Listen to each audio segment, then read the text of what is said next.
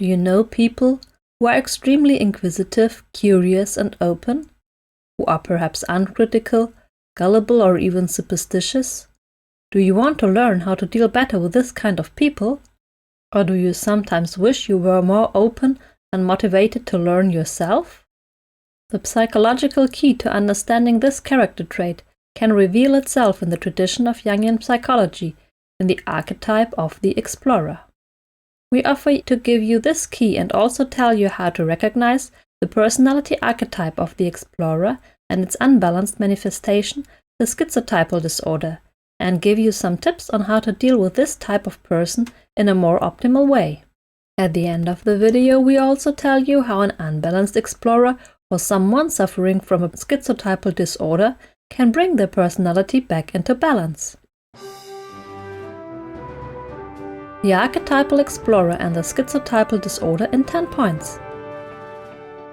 As explained in the intro video of this series, it is important for a healthy psychology to focus not only on the pathological manifestation of a personality trait, but also on its positive qualities. Therefore, we will take a closer look at both the schizotypal disorder and its positive counterpart, the archetype of the explorer, also called oracle or seeker of wisdom. Point 1. What makes the archetype of the explorer tick? The archetypal explorer belongs to the sanguine temperament. He is curious and primarily focused on information, which he perceives and absorbs unfiltered. His basic needs are to learn and develop. He is therefore primarily interested in the new and the unknown, and he is deeply convinced that one never stops learning. Point 2. The strengths of the explorer archetype. Mindfulness, attentiveness, and the pursuit of wisdom and advancement are the main qualities of the explorer archetype. Point 3. The weaknesses of the explorer. The explorer archetype tends to be gullible and having crazy ideas. Since he loves to search for information and knowledge and is always willing to learn new things, he may get lost in them or tend to absorb the information unverified and unfiltered. Point 4. How to recognize the explorer archetype. There are some characteristics that allow us to recognize the explorer archetype as a personality trait.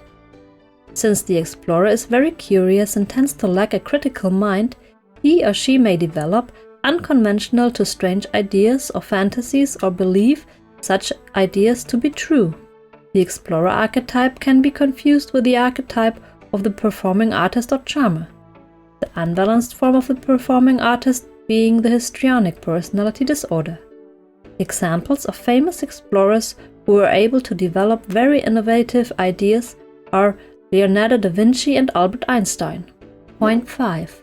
What are the explorer's reactions when he is dissatisfied? The explorer has a defense mechanism or a typical behavioral pattern in dealing with dissatisfying situations or in dealing with conflicts. This defense mechanism is called fantasy. This means that he satisfies his instinctual desires by imagining their imaginary fulfillment, for example in the form of daydreams or an escape from reality. Point 6. The explorer in mythology. The archetype of the explorer, like all personality archetypes, is a basic pattern of human experience.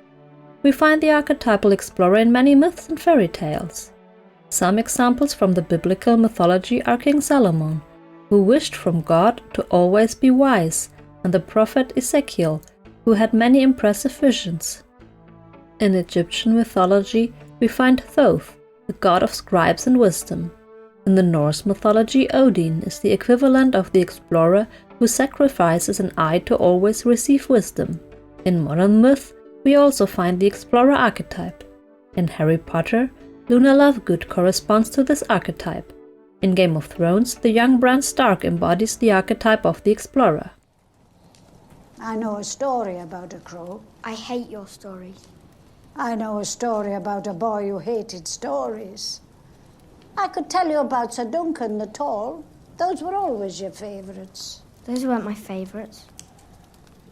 My favourites were the scary ones. Oh, my sweet summer child, what do you know about fear? Fear is for the winter, when the snows fall 100 feet deep. Fear is for the long night, when the sun hides for years, and children are born and live and die, all in darkness. That is the time for fear, my little lord, when the white walkers move through the woods. Thousands of years ago, there came a night that lasted a generation. Kings froze to death in their castles, same as the shepherds in their huts. And women smothered their babies rather than see them starve, and wept and felt the tears freeze on their cheeks. So is this the sort of story that you like? In that darkness, the White Walkers came for the first time. They swept through cities and kingdoms, riding their dead horses, hunting with their packs of pale spiders, big as hounds. What are you telling him now? Only what the little lord wants to hear. Get your supper, I want some time with him.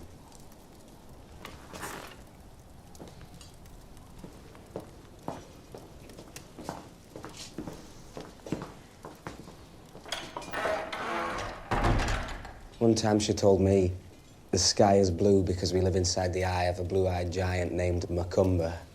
Maybe we do. Point 7. The Explorer and the Hero's Journey. In the mythological success structure of the hero's journey, the hero needs the explorer's ability to successfully complete the first stage. In this stage, he needs a certain openness and curiosity to perceive the call to adventure and to associate himself with it personally. In the same way, it is important to be able to perceive opportunities and chances to be successful at all.